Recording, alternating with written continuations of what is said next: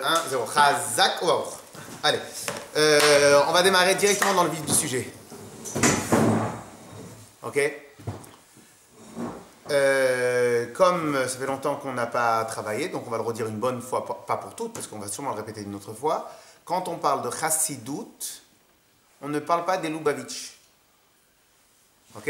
De la même manière, quand on étudie la Gemara, c'est pas fait pour les Araméens, c'est pas fait pour les Babyloniens, c'est pas fait pour les Perses, c'est pas fait pour tout cela. La Gemara, c'est de la Torah, sauf qu'elle a été faite en Perse et en Babylone. C'est tout. De la même manière, la Mishnah n'est pas faite pour les Israéliens, elle a été faite en Israël à l'époque de Rabbi Yehuda Hanassi. De la même manière que quelqu'un qui va pas étudier le Kaf HaChaim parce qu'il n'est pas de Bagdad, ça tient pas la route. De la même manière que on va pas étudier les Tosafot parce qu'il n'est pas français. Un Américain, un Juif américain, il va pas étudier les Tosafot. Pourquoi? Parce qu'ils sont pas français. Ils sont français alors que les Américains ils sont américains. De la même manière qu'on ne va pas étudier le Rambam parce que je ne suis pas espagnol, ou parce que je ne suis pas passé par Fès, ou parce que je ne suis pas israélien, ça ne tient pas la route, parce que la Torah c'est la Torah. Après, bien évidemment, je ne suis pas obligé d'aller selon la chita du Rambam, je ne suis pas obligé d'aller selon la chita du Tosfot, tout simplement parce que moi j'ai mon Rav. Donc après, je peux me dire que je n'étudie pas le Rambam, parce que je ne suis pas espagnol, ou je ne suis pas... en face, très bien. Comme ça, je vous ai dit.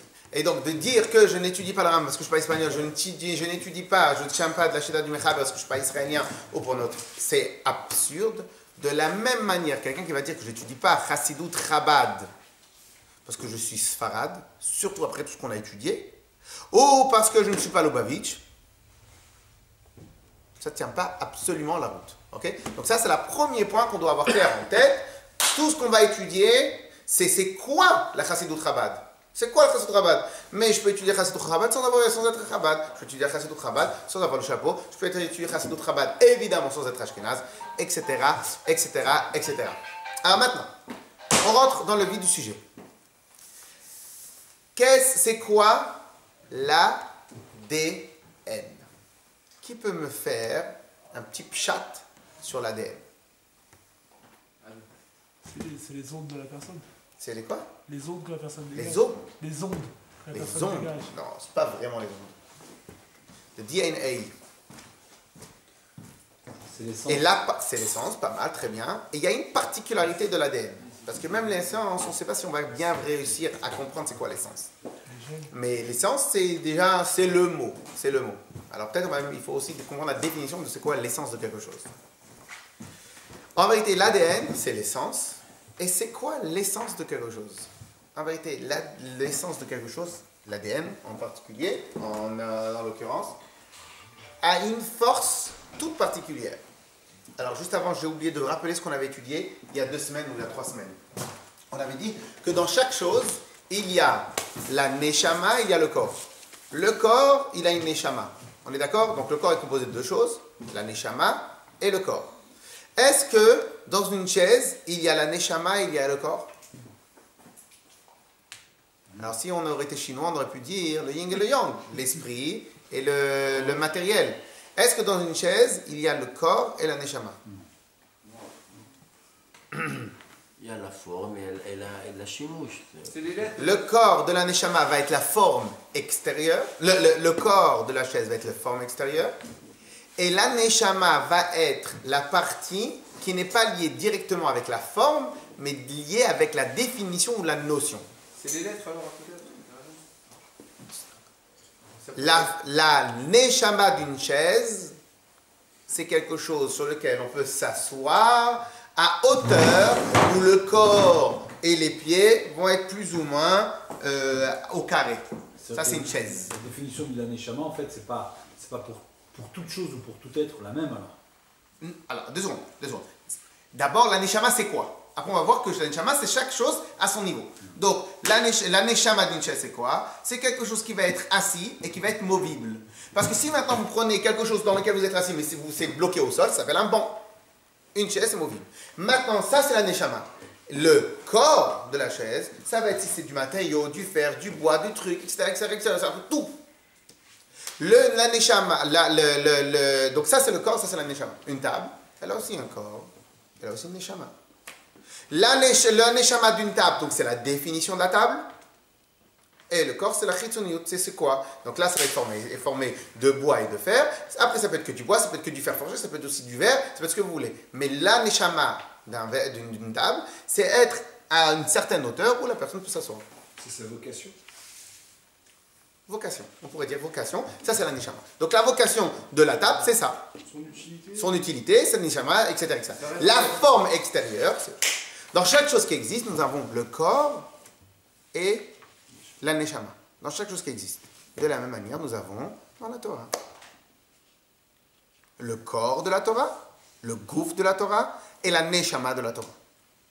Quelle va être la partie neshama? La partie neshama va être la partie un peu plus profonde, qui s'habille un peu moins, qui est plus épurée, qui est plus pure, tout simplement. C'est-à-dire qu'elle s'habille moins dans les faits.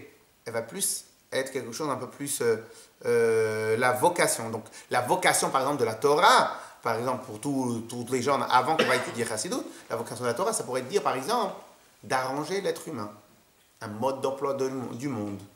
Ça va être peut-être la connexion avec Akadosh Baruch Hu.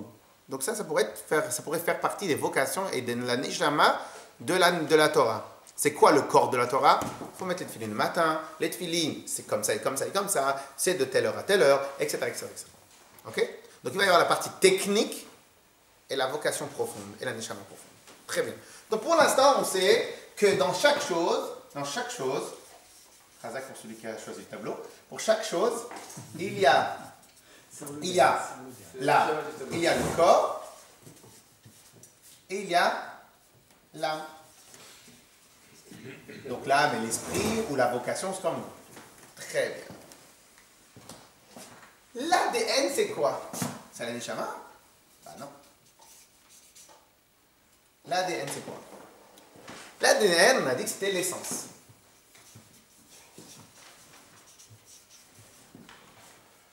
On ne va pas prendre essence comme l'essence pour le moteur. On va prendre comme les huiles essentielles. Dans les huiles, on a aussi les huiles essentielles. On peut avoir des huiles essentielles à base de vanille, on peut avoir des huiles essentielles à base de plantes, on peut avoir des huiles essentielles. Alors vous allez me dire, pourquoi on appelle ça, ils sont essentiels? Parce qu'elles sont essentielles? Non, on va y arriver tout de suite. L'ADN du corps. C'est quoi sa particularité? Quand vous touchez l'ADN, vous prenez l'ADN de mes cheveux, ça va être le même ADN. Donc évidemment dans le corps, nous avons la matière peau, la matière chair, la matière ongle, la matière os, la matière sang, la matière... le corps est composé de plusieurs couches de matière. C'est l'ADN, mon code génétique à moi, l'ADN de mon corps à moi. Si je prends un morceau de cheveux, je vais retrouver le code génétique. Si maintenant je prends de la peau, je vais retrouver le code génétique. Si je prends autre chose, je vais retrouver le code génétique, etc., etc., etc. Cela veut dire, non. La particularité de l'ADN, il y en a une seule. Et quand c'est de l'ADN, c'est la même particularité pour chacune. C'est là où je prends un morceau, elle existe. Elle est partout, mais elle est totalement invisible. Elle est partout, mais il faut creuser pour l'attraper. Donc l'ADN du corps, dans n'importe quelle partie qui existe dans mon corps, je vais retrouver le code génétique. Donc, à quel moment une ADN est appelée ADN? Pour qu'elle soit un vrai ADN, il faut que dans n'importe quel endroit du corps, je la retrouve. Si c'est un code génétique qui est propre aux cheveux, ce n'est pas une ADN. C'est le code génétique, le code moléculaire des cheveux. Donc, il n'est que dans les cheveux. Si ce que je trouve comme code, il n'est que dans les cheveux, il n'est pas dans ma peau, c'est le code moléculaire des cheveux. Si je veux avoir le code moléculaire de moi, il faut que je puisse retrouver dans les cheveux, il faut que je puisse retrouver dans la peau, dans les os, dans le sang, dans n'importe quel endroit de mon corps. Lorsque, par contre, je vous donne un exemple, lorsque je vais avoir un code ADN 1, et que maintenant je vais devoir donner un peu de mon sang à quelqu'un, on ne va pas chercher est-ce que l'ADN il est compatible. On va chercher juste est-ce que le code moléculaire du sang est compatible. L'ADN, on n'a rien affiché. Donc, si ça va être O plus ou 0 truc, je ne sais pas quoi, etc. Donc, en d'autres mots, nous allons avoir à l'intérieur de chaque chose 3 niveaux. Le corps, l'âme et l'ADN. Le corps, il n'est que dans le corps. L'âme, il n'est que dans l'âme. Le corps est extrêmement défini. L'âme est moins définie. Donc c'est la définition, la vocation. Donc la vocation d'une chaise, elle peut se retrouver dans une chaise en bois, dans une chaise en verre, dans une chaise en plastique, dans une chaise n'importe quel endroit. Mais une chaise reste une chaise. Et après, dans un troisième point, c'est l'ADN. La particularité de l'ADN, c'est quoi? C'est que si maintenant on prend un corps humain, évidemment je ne sais pas bien dessiner, mais si nous allons prendre un corps humain, eh bien l'ADN, il est où? Il est partout. Il est partout. Il est partout. Tu le vois? Non. Parce que pour l'ADN, il faut faire comme avec l'huile.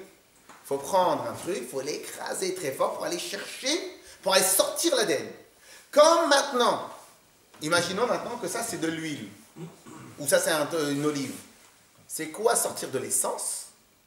C'est prendre chaque particule de la matière, corps et âme de l'huile, prendre chaque particule et faire sortir son petit bout d'essence. Alors évidemment, dans le cas de l'huile, de l'olive, on va prendre l'essence que de la partie corps, mais elle n'a pas d'âme, etc., etc. Et la chaise, qu'est-ce qu'elle a comme ADN, la chaise? On pourrait dire... l'ADN du bois.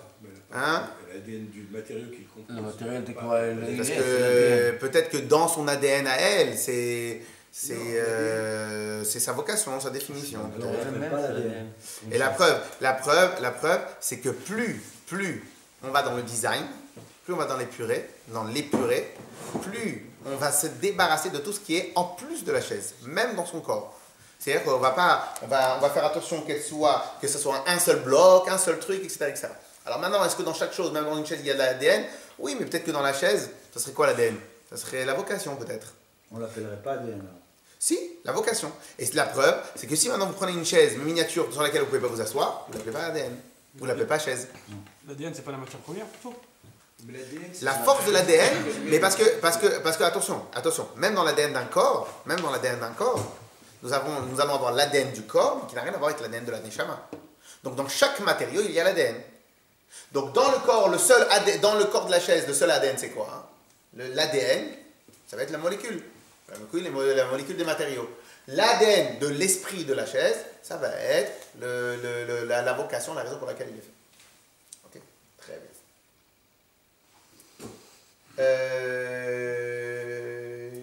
Très bien. Maintenant, on est bien d'accord que si maintenant, dans une partie de mon corps, je gratte, je ne retrouve pas le code ADN, c'est ou bien le code ADN je ne l'ai pas, ou bien je ne sais pas le chercher, ou bien je ne le connais pas, ou il y a n'importe quoi. Mais dans chaque millimètre de mon corps, on est obligé de retrouver le code ADN. On est d'accord? Et ce n'est qu'à travers un travail très difficile que je veux le sortir. Est-ce que dans la Torah, il y a un code ADN? Ah voilà. Avant d'arriver à cette question, je voulais vous donner un autre exemple. Ah maintenant, est-ce que quelqu'un a entendu parler de Hillel et Shammai? Toujours pour continuer sur l'histoire de l'ADN. Hillel et Shammai. Oui, c'est deux écoles qui. Non, spirituel. Hillel et Shammai étaient les grands maîtres à une certaine époque de la Mishnah. Un peu, le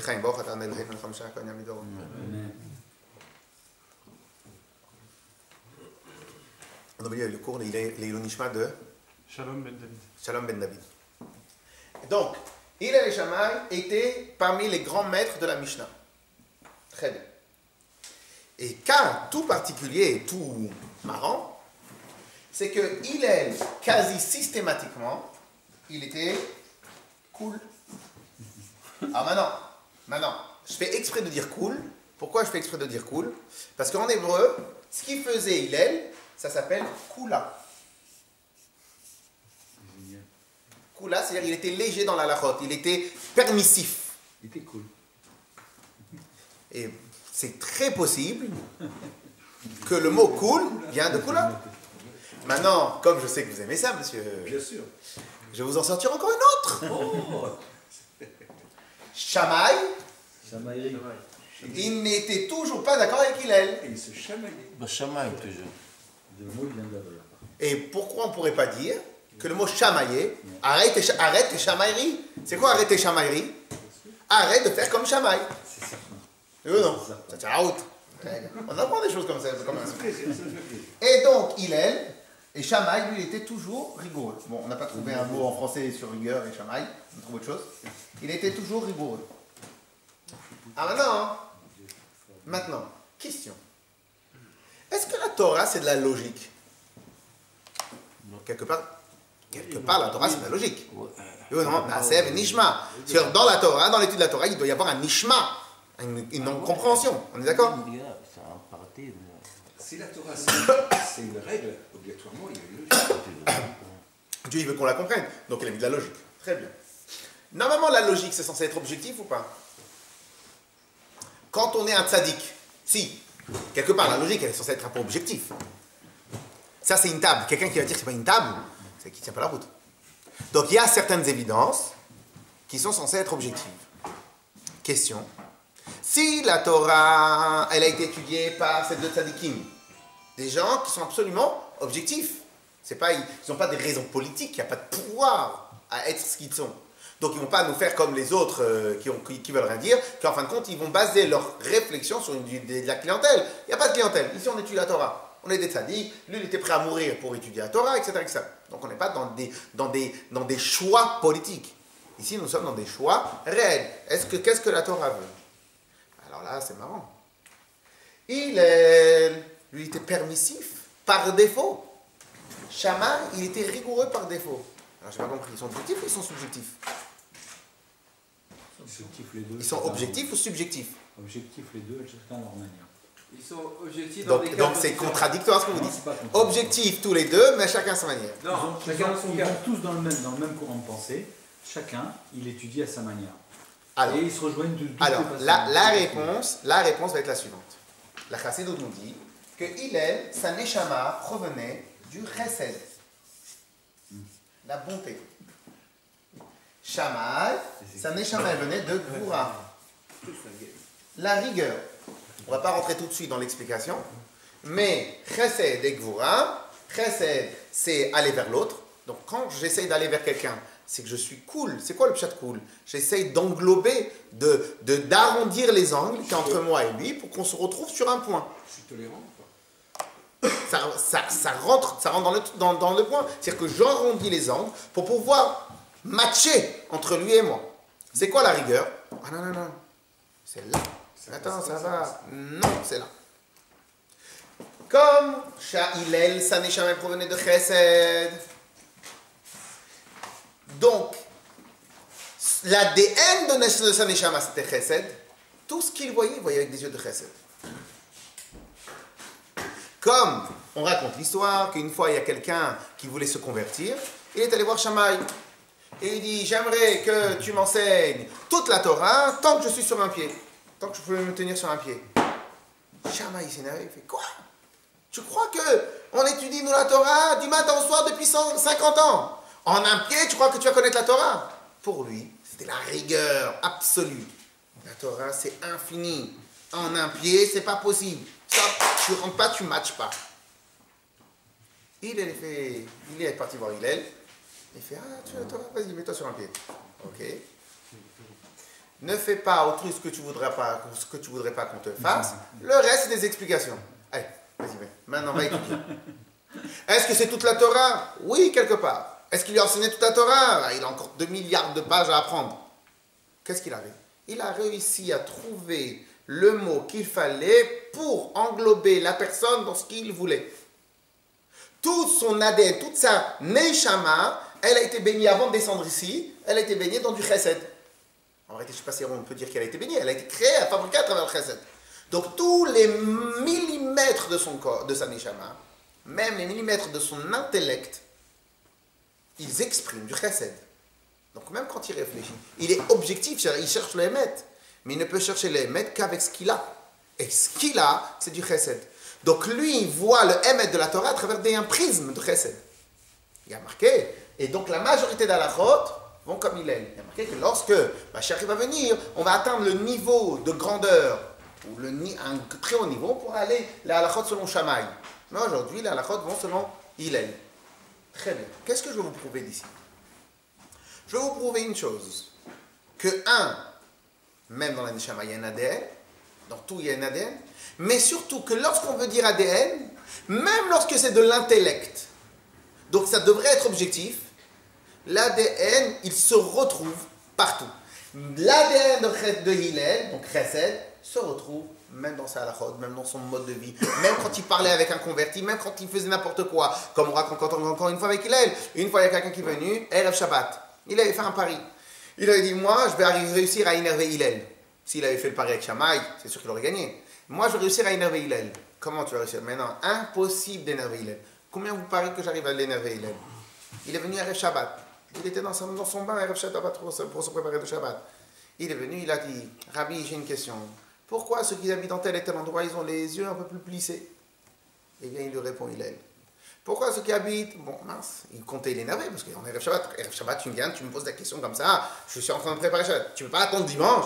Il comptait qu'il faisait ça. Il vient avec une deuxième question. Là, Shabbat, ça commence à faire nuit. Il vient, il lui fait, oui, mon fils, je t'écoute. Pourquoi les tel et tel gens de telle et telle région, ils ont des pieds plus larges que d'autres? Et il lui répond.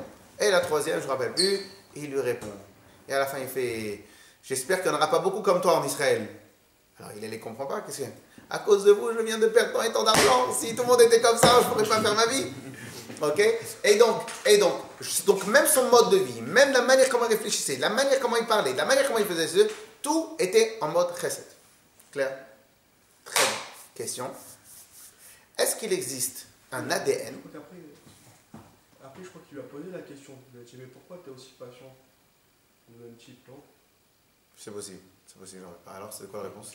Non, justement, je me rappelle plus la réponse. C'est pas cool, ça. C'était ça ma question. C'est pas cool, ça. Alors, donc, question. Est-ce que il y a un ADN dans la Torah? Ben, on est obligé de dire oui. Peut-être c'est la partie cachée. Peut-être c'est la Non, qu'est-ce que tu as dit? Dans la Torah, est-ce qu'il y a un ADN dans la La Torah? partie cachée, peut-être. Mais la partie cachée, est-ce que c'est l'ADN? Peut-être. Mais donc, est-ce qu'il y a un ADN dans la Torah? On est obligé de dire oui. Parce que dans tout, il y a un ADN. On est d'accord avec ça? C'est un ADN dans une chaise, un ADN. On est d'accord? Donc on est obligé de dire qu'il y a un ADN. Eh bien, on va étudier tout à l'heure.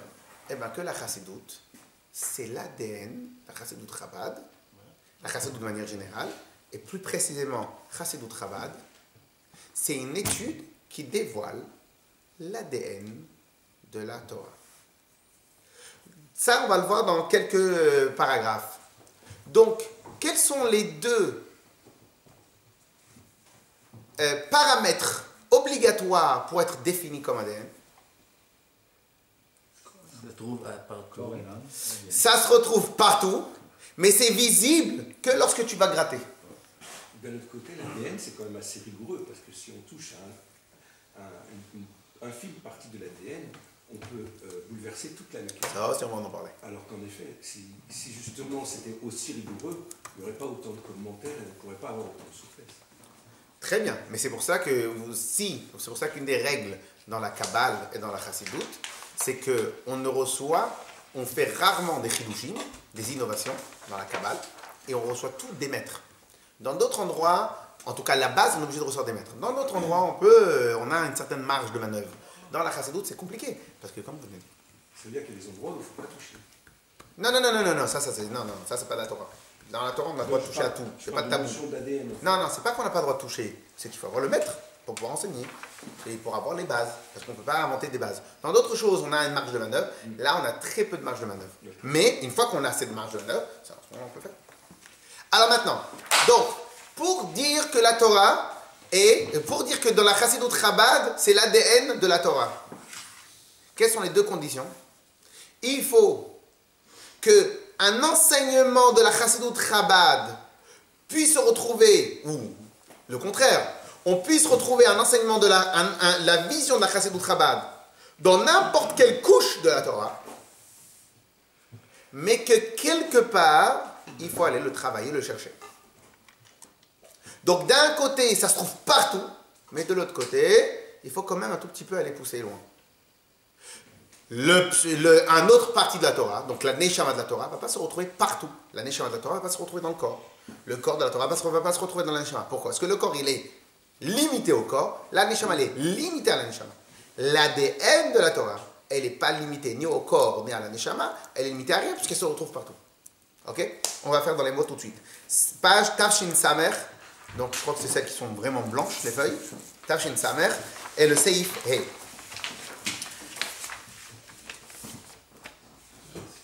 Et dernier point avant d'avancer, et ça c'est un dernier point avant d'avancer, on avait commencé à travailler la semaine dernière la chose suivante. Vous savez, il y a dans la Torah une chose très bizarre. Très bizarre, et après on va pouvoir avancer. Vous savez que dans la Torah, il y a des avérotes, il y a des interdits, que si Dieu préserve, on les transgresse, on peut aller jusqu'à être passible de la peine de mort. L'assassinat, si on assassine quelqu'un, un meurtrier, si l'adultère, s'il y a des choses comme ça qui sont très graves, et que si maintenant on les fait, Dieu préserve, c'est gravissime de chez gravissime. Mais ce qui est marrant, ce qui est le plus absurde et le plus marrant, vous savez que dans toute l'histoire de la Torah, alors les avis diffèrent, vous savez qu'il y a eu quasiment jamais de mise à mort. Donc c'est marrant. La Torah me dit, tu sais, attention, si tu fais ça, il y a mise à mort. Mais de l'autre côté, vous savez combien il faut remplir de cases? C'est pire que chez les fonctionnaires. C'est pire que chez les fonctionnaires. Pour réussir à mettre à mort quelqu'un. Et pourtant c'est explicite. Hein. Dans la Torah, c'est explicite. Vous savez qu'est-ce qu'il faut faire? Je vous donne un exemple. Dieu préserve. Bon, on ne va pas donner cet exemple-là, ça va angoisser trop de personnes ici. Mais il faut, pour pouvoir que la personne soit mise à mort, il faut qu'il y ait 2 témoins. Donc les 2 témoins, il faut qu'ils le connaissent. C'est pas, je vais dans la rue, je trouve quelqu'un, je dis, ah, peut-être que... Non, déjà, il faut que je le connaisse. Il faut être sûr et certain que je ne peux pas me tromper. Ça, c'est un. Il faut que je le mette en garde. Mais entre le moment de la mise en garde et le moment où il fait l'interdit, il faut que ça ne dépasse pas les 4 secondes. S'il fait l'interdit après 4 secondes, il faut que je répète encore une fois la mise en garde. Donc, imaginez maintenant quelqu'un, il fait un interdit qui peut être mis à mort. Je viens, tous les deux, on va mettre en garde. Il attend 1, 2, après la mise en garde. Attention, tu sais que si tu fais ça, on t'amène au Beddin et tu peux être mis à mort. Ah bon, c'est vrai, c'est interdit. Ah ok. 1, 2, 3, 4. Hop, il fait la chose. Mais il peut pas aller au Beddin. Pourquoi? Parce qu'il faut qu'entre la mise en garde et l'interdit réalisé, il faut donc déjà celui qui connaît la partie, celui qui connaît l'histoire, il va faire en sorte de passer entre les mailles du filet. Deuxièmement, il faut l'amener. Troisièmement, il y a 50 paramètres pour pouvoir vraiment le mettre en garde, le mettre à mort. Alors pourquoi tu n'auras pas de la mise à mort alors? Si tu me mets une mise à mort, mais de l'autre côté tu me mets les pires paramètres pour jamais y arriver, donc tu sais quoi? Laisse-moi tomber, ne parle pas de mise à mort, ne parle pas de paramètres. Réponse, parce que des fois dans la Torah, la mise à mort n'est pas juste le fait qu'on a envie de tuer, c'est plus un cadre pour nous expliquer la gravité de ce qu'on fait. Quelqu'un qui fait Avodazara, qui fait d'idolâtrie, il est en train de remettre en cause son attachement avec Akadosh Baruch Hu. Il est en train de casser l'ordre du monde. Tu casses l'ordre du monde, qui tu fais? Quelqu'un qui est, Dieu préserve, qui est gay, qui est besimcha, quelqu'un qui est besimcha, et ben celui-là, il casse l'ordre du monde. Il casse l'ordre du monde. Si tout le monde fait ça, il n'y a plus de monde. Donc tu veux détruire le monde, et ben on te détruit à toi. Ok? Donc au final, c'est plus une attention sur ce que tu es en train de faire pour l'explication de ce qu'il est en train de faire. Un dernier exemple. Quelqu'un qui ne fait pas l'agneau pascal, le sacrifice pascal, le soir de Pessah, il est chayav karet retranché du peuple. Maintenant, vous savez comment on peut, pour ne pas faire le korban Pessah, l'agneau pascal, on en avait parlé rapidement la dernière fois, pour pouvoir être passible de cette punition, vous savez qu'est-ce qu'il faut faire? Il faut que le Beth Amikdash soit là. Il faut que l'endroit où on fasse le sacrifice soit là. Et il faut que moi je sois là. Et que je ne le fasse pas. Vous avez déjà vu un juif qui va de chez lui, donc de Tzfat, il va jusqu'à Yerushalayim, il va dans le Beth Amikdash, il va dans On l'endroit, va pas faire. et quand il voit les anneaux, il fait non, je fais pas. Donc ça tient pas la route. Faites-le. Ça tient pas la route. Ah, pourquoi alors on nous a dit Chayav Karet? Parce qu'en réalité, c'est la logique, c'est une conséquence, c'est même pas une punition, c'est une conséquence. Faire l'agneau pascal, c'est fêter la naissance du peuple juif. Si toi, tu peux faire l'agneau pascal et que tu le fais pas, c'est qu'en fin de compte, tu n'as pas envie d'être attaché au peuple juif. Donc, Chayav Karet, tu es retranché du peuple. Celui qui meurt sans avoir fait la Brit Mila, c'est Chayav Karet, retranché du peuple juif. On ne parle pas que Dieu préserve, il a une maladie. On ne parle pas qu'il n'a pas eu la possibilité. On parle qu'il a eu la possibilité, il ne l'a pas fait. Donc, qu'est-ce qui se passe? Pourquoi? Ben, je crois que tu as eu l'occasion de rentrer dans l'alliance du peuple juif, tu ne veux pas le faire. C'est Chayav Karet, c'est toi qui l'as demandé. Donc, au final, les punitions, et a fortiori les récompenses de la Torah, ne sont pas là uniquement pour nous dire je vais te tuer. C'est pas important, puisque de toute façon c'est quasiment impossible que ça arrive.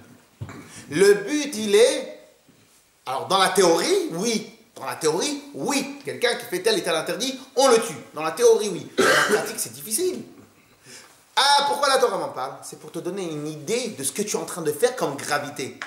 Ce que tu es en train de faire comme gravité, lorsque tu te comportes mal dans les lois de la famille, de la pureté familiale, c'est parce que tu es en train de détruire autour de toi. Donc sache que c'est pour cela qu'on est prêt à te tuer. Donc de la punition d'une chose, on comprend l'ordre de base. De la récompense d'une chose, on va comprendre l'ordre de base. De la récompense de la diffusion de la chassidut, on avait dit qu'on allait avoir Mashiach. Donc cela veut dire que dans Mashiach, dans la chassidoute, il y a le moyen d'accéder à Mashiach. On avait dit, c'était quoi Mashiach? On avait dit que on a eu 5 tzadikim, et le roi Mashiach, on avait que chaque tzadik, il avait un des 5 niveaux de la Neshama. On avait dit, alors vous vous rappelez que vous étiez peut-être pas là tous, on avait dit que dans la Neshama, on a 5 niveaux. Nefesh, Ruach, Neshama, Chaya et Yechida. Alors, je ne me rappelle plus exactement c'était qui avait Nefesh, Ruach, Neshama et tout ça. On avait dit comme ça. Chaya, je crois. Il y avait un Neshama, c'était Adam Arishon. Après, on avait qui en d'autre? Les Shabbat, c'était Moshe Rabbeinu, non? Peut-être 2 secondes. C'est ascensionnel ou ça peut être. Non, c'était ni chronologique ni ascensionnel. Voir, c'était pas Yahou David? Si. Alors on est compliqué. Dans l'ordre exact. Voilà. Tu déstabilises? Non.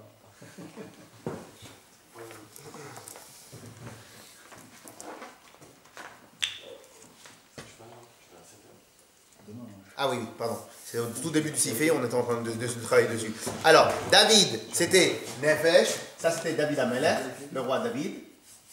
Ruach, c'était Eliaou. C'est ça? Eli, c'était Ruach. Moshe, c'était Neshama. Et là, c'était Adam Arishon. Adam. Qui c'est qui va avoir Yechida? C'est Mashiach, le roi Mashiach. Mais ça veut dire quoi ça? C'est quoi la traduction? Ça, c'est les 5 niveaux de la Neshama. Dans chaque Neshama, C'est quoi ça veut dire quoi? dans chaque Neshama d'un juif, il y a ces 3 niveaux-là. En vérité, ça se décompose comme ça. Enfin, écoutez, la décomposition est très très importante aussi en vérité. Ça veut dire quoi en français? Nefesh, l'âme qui fait vivre. Ruach, l'esprit. Neshama, c'est la Neshama. Chaya, c'est un niveau, on appelle ça le niveau superficiel de la Neshama. Et Yechida. Alors j'y arrive tout de suite. Donc la décomposition de Nefesh, Ruach, Neshama, Chaya et Yechida, elle se décompose comme ça. Écoutez. En plus, je ne sais pas si on avait avec vous, si vous n'avez pas donné les feuilles. Donc, et ça, Yechida. Alors maintenant, en fin de compte, ça se fait comme ça. Pardon. Nefesh, Ruach, Neshama. Ça, c'est Nefesh. Ça, c'est Chaya. Tout autour, c'est Chaya. Chaya. Donc ça, c'est les 3 niveaux qui sont à l'intérieur du corps, sur lesquels on utilise le corps, etc. etc. On ne va pas rentrer dans les détails parce que ce n'est pas là le moment. Chaya, c'est un niveau un peu plus superficiel. Et Yechida, il est où? Eh bien, la Yechida, c'est l'ADN. C'est l'ADN de la Neshama. C'est l'essence de la Neshama. Qu'est-ce qu'on a dit? On a dit que Nefesh, c'est David HaMelech. Ruach, c'est Eliyahu Hanavi. Neshama, c'est Moshe Rabbeinu. Chaya, c'est Adam Arishon, le premier homme. Yechida, c'est qui? C'est Mashiach. Nous, on avait dit que grâce à la Chassidoute, nous atteindrons et nous allons dévoiler, nous allons faire venir Mashiach. Donc cela veut dire que la Chassidoute est un précurseur de la... Et la récompense de la Chassidoute, c'est Mashiach. Donc si la récompense de la Chassidoute, c'est Mashiach, c'est que ça nous montre que la Chassidoute, si la récompense de la Chassidoute, c'est Mashiach, donc la Yechida, ça montre que la Chassidoute est la Yechida. Et donc, Chassidoute est égal à Yechida. Yechida de quoi? Yechida, donc ADN de quoi? ADN de la Torah. C'est quoi l'ADN de la Torah? Donc l'ADN, on a dit qu'elle avait une particularité. C'est quoi la particularité de l'ADN? Elle se trouve absolument partout. Il faut la chercher. Mais elle se trouve partout. Mais partout, je peux faire 35 traits. Pourquoi je peux faire 35 traits dans partout? Parce que s'il y a un endroit où il n'y a pas l'ADN, c'est que tu n'as pas trouvé encore l'essence. Ok? On commence dans les mots maintenant? C'est clair tout ce qu'on a dit? J'avais juste une question pour en revenir. Pourtant, les 39 coups, ils se faisaient quand même à l'époque. Et alors? Non, mais avant, tu avais dit justement que c'était rare les condamnations à mort et tout ça. Les Malkout aussi, c'était rare. Mais après, justement, on dit que si on... Il y avait d'autres Malkout. Il faut faire une différence entre Malkout de la Torah et Makat Mardout. Makat Mardout, c'était des coups que le Bedin se faisait. Quelle est la différence entre les deux? On disait que au bout du 3, s'il mettait plus que... Je t'explique. Il y a une différence entre le Malkout de la Torah et Makat Mardout. Malkout de la Torah, c'était des coups qu'on pouvait donner à quelqu'un qui transgressait certaines parties de la Torah.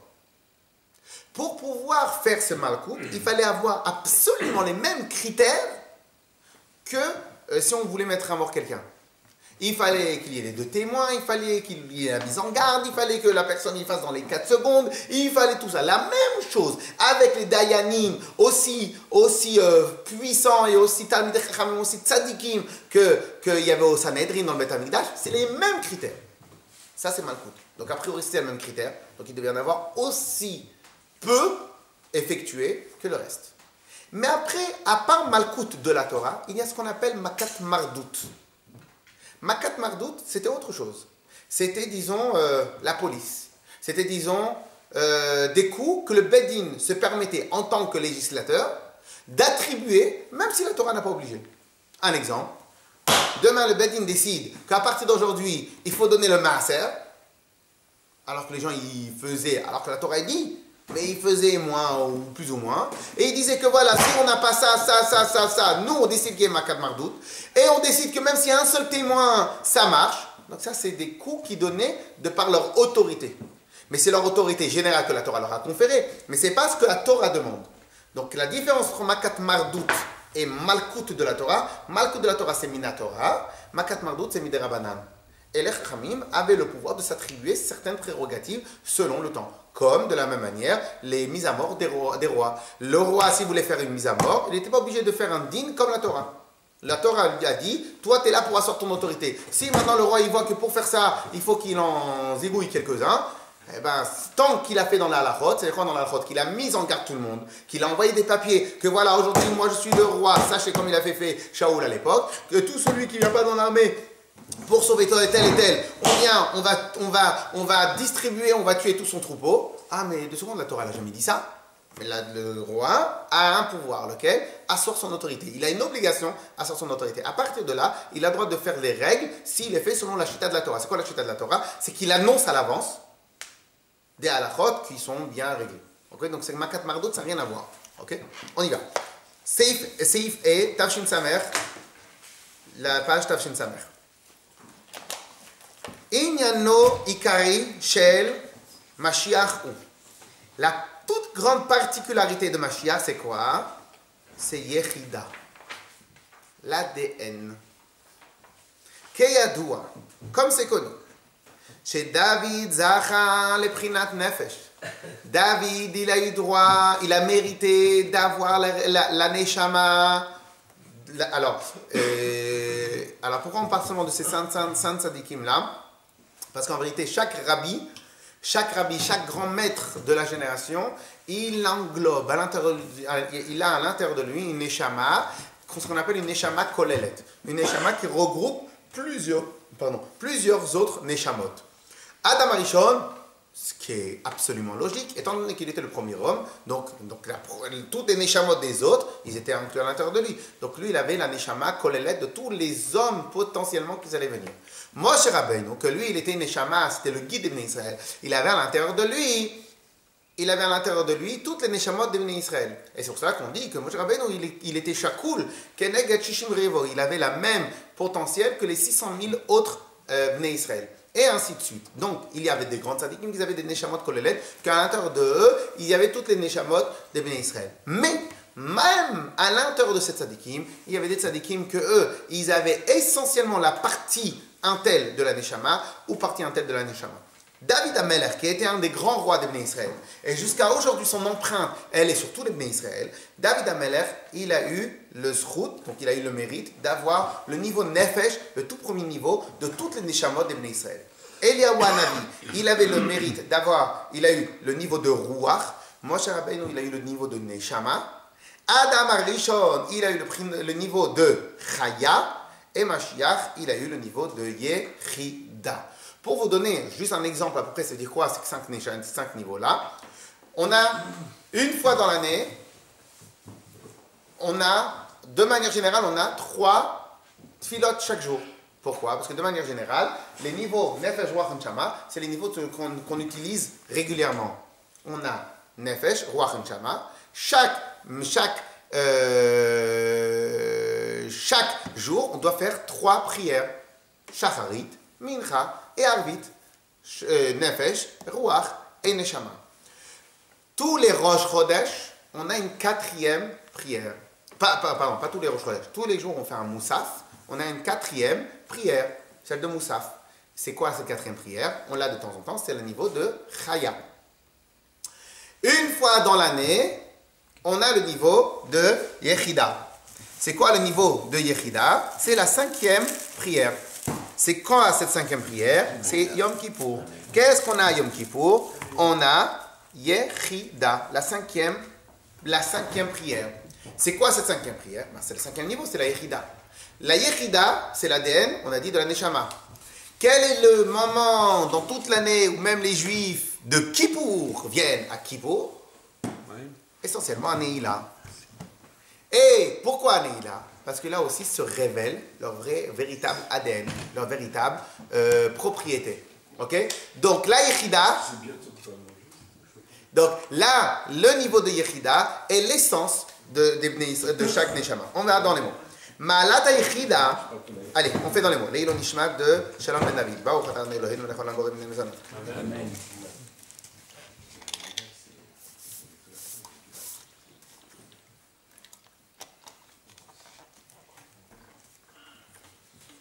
Ma'alat Yechida, vous êtes avec moi? Ma'alat Yechida, Dalet Aprinot Nefesh Ruach Neshama. Le niveau de Yechida, montre-lui où c'est. Le niveau de Yechida, sur les 4 autres niveaux de la Neshama, je saute la parenthèse. Dalet Aprinot Nefesh Ruach Neshama Chaya et Madrigot Pratiot. Les 4 autres niveaux, c'est des niveaux cadré, sectaire. Le niveau de Neshama est que dans Neshama, Nefesh c'est que dans Nefesh, Ruach c'est que dans Ruach, Neshama c'est que dans Neshama, Chaya c'est que dans Nechaya. Donc chaque niveau Nefesh, Ruach, Neshama, c'est un niveau sectaire. Chaque niveau, il est dans son niveau. Au Prinat Yechida, et le niveau de Yechida par contre, I Etzem Aneshama. C'est l'essence de la Neshama. Chez les Mala Migeder Pratim. La particularité de l'ADN, c'est qu'elle est au-delà de tous les niveaux sectaires. L'ADN peut se retrouver dans Nefesh, automatiquement, va se retrouver dans Ruach, va se retrouver dans Neshama, va se retrouver aussi dans Chaya. Kishma, comme son nom l'indique. Elle est au-delà de tous les... Elle est Yechida, elle est unique. Ve'imeyot, asher mibchinat Yechida, etzem ha-neshama, nimshachot dalet ha-bchinot nefesh ruach neshama. Et bien que de la neshama, de la Yechida, de l'ADN, descendent les 4 autres niveaux, comme on avait dit avec Hillel, que de son ADN à lui va se retrouver aussi, va se retrouver aussi tous les autres niveaux de son âme. Donc à partir de son ADN à lui de Chesed, va se retrouver tout le reste. Pour réfléchir, je ne suis pas que du Chesed, pour réfléchir sur de l'intellect. Pour être rigoureux avec mes enfants, il faut que j'ai de la rigueur. Donc même Hillel, il avait de la rigueur. Alors s'il avait de la rigueur, pourquoi tu dis que son Neshama est très Chesed? Parce que tous les autres niveaux de la Neshama proviennent de ce même point.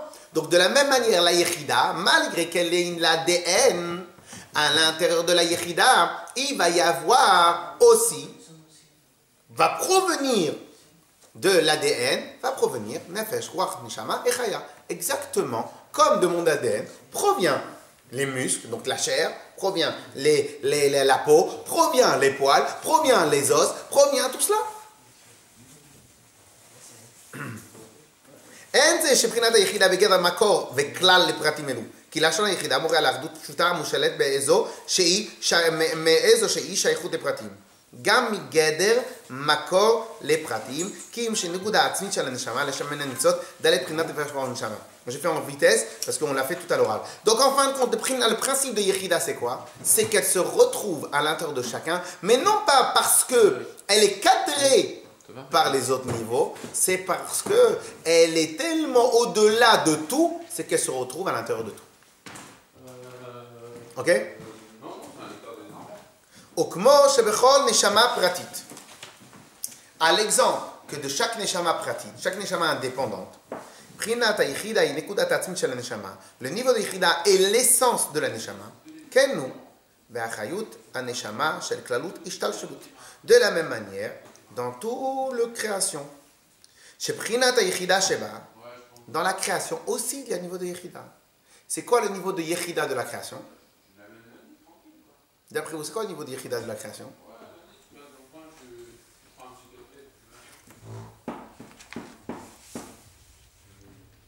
D'après vous, ça serait quoi le niveau de Yechida de la création? De la création du monde. De toute la création. Le Shabbat. Pas mal, mais c'est pas ça. C'est la Torah. La Torah même. Pas mal, mais c'est pas encore ça. Parce que la Torah elle existait avant la création du monde. Très bien, mais c'est pas encore ça. C'est Dieu alors. Très bien, mais... Ça ne peut pas être autre chose plus haut que Dieu de toute façon. Donc, Très bien, pas mal. Mais alors, qu'est-ce que ça voudrait... C'est quoi Yechida? La Yechida, c'est quelque chose qui est infiltré partout. Qui est l'essence de chaque chose. La raison d'être et le but du monde, c'est quoi? C'est de manger des fricassés à un shiur de Torah pour les Nishmat. C'est très bien, c'est ça le but. Le but du monde, c'est quoi? Faire référence à Dieu. C'est Mashiach le but du monde. Mais Mashiach, c'est la Le but de travailler, c'est pas de travailler. Le but de travailler, c'est de gagner de l'argent. Tu travailles sans gagner de l'argent, tu n'as pas le but. Mashiach, c'est la reconnaissance de l'éternel. C'est pas Absolument d'accord, absolument d'accord. Absolument d'accord. Mais tant qu'on n'est pas réussi à ça, absolument d'accord. Mais tant qu'on n'est pas arrivé à ce niveau-là, on a passé outre le but ultime de la chose. Mais une fois que Mashiach est la théorie, c'est donc la reconnaissance de l'éternel, ça arrive en même temps. Vous avez 100% raison. Vous avez 100% raison. Donc la reconnaissance de l'éternel. Mais c'est quoi la reconnaissance de l'éternel? Voilà, vous reconnaissez l'éternel quand vous venez ici. Alors c'est quoi le principe de reconnaître l'éternel? Non, la reconnaissance de l'éternel par la création même, justement. Est-ce que vous reconnaissez Akadosh Baruch Hu? Vous reconnaissez l'éternel? Aujourd'hui, comme éternel, bien sûr. la chose qu'il faut Vous reconnaissez l'éternel ou pas? Faites attention à ce que vous allez répondre. Ouais, c'est ça, Non, je rigole. Vous reconnaissez l'éternel ou pas? Par quel moyen? Peu importe par quel moyen. Vous reconnaissez ou pas? Le finalité, vous reconnaissez ou pas? Compliqué, elle est trop compliquée. Vous reconnaissez ou pas? Je reconnais ça, je suis mal style. Bon, je parle à votre place. Oui, vous reconnaissez l'Éternel. Alors, quelle va être la différence entre maintenant et Mashiach alors qu'on n'a pas besoin de Mashiach? Bah, ça va se Parce que l'un ne va pas sans l'autre, en fait. Consacré. Parce que lorsque je reconnais l'Éternel, selon ma toute petite expérience, et avec ma toute petite tête, donc au final, je ne reconnais pas l'Éternel à l'intérieur de cette boîte, à l'intérieur de la chaise, à l'intérieur de la table, à l'intérieur de la chaise, à l'intérieur de moi, à l'intérieur d'un feutre. Je connais l'Éternel que seulement quand je comprends un peu la Torah, je reconnais l'Éternel. Mais tout le reste du monde, l'Éternel, Akadosh Baruch Hu, il est partout. Je ne le reconnais pas. Pourquoi je le reconnais? Parce que je n'ai pas la capacité. Donc au final, ce que je fais en microscopique quand j'étudie la Torah, c'est quoi? Que lorsque Mashiach va venir, on va tous reconnaître l'Éternel. Comme il y a marqué, vous êtes tous très bien dit, bravo. Lorsque Mashiach va venir, on va avoir toute la connaissance de Dieu qui va défiler par terre. Donc, reconnaître l'Éternel voudrait dire quoi? Qu'en final, on va voir que tout est Dieu. Et c'est pas une boucle sans fin, puisque pour que Mashiach arrive, il faut qu'on ait la connaissance. Ça, c'est le moyen. Pour l'instant, on n'est pas en train de parler du moyen. On n'a pas besoin de ça. On n'est pas en train de parler du moyen, parce qu'après, on ne peut pas prendre tous les sujets. Et au contraire, le moyen, c'est l'étude de la chassidoute. Le but dans ce monde, on est tous ici pourquoi réellement? Pour faire venir Mashiach. Pour faire venir Mashiach. Mais le but Faire venir Mashiach. le but d'Hachem, Faire venir Mashiach. c'est pour nous purifier aussi. Faire venir Mashiach. Parce que à quoi ça sert à Kadosh Baruch Hu que toi tu t'es purifié Ouais, tout mais seul?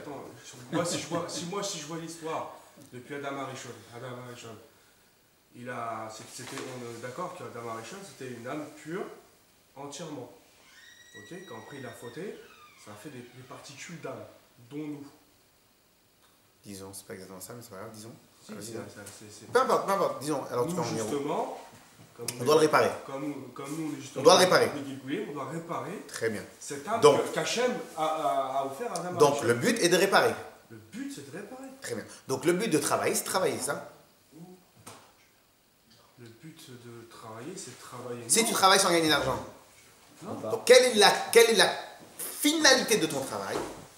L'argent. C'est Mashiach. C'est l'argent. Voilà. Là, c'est Mashiach.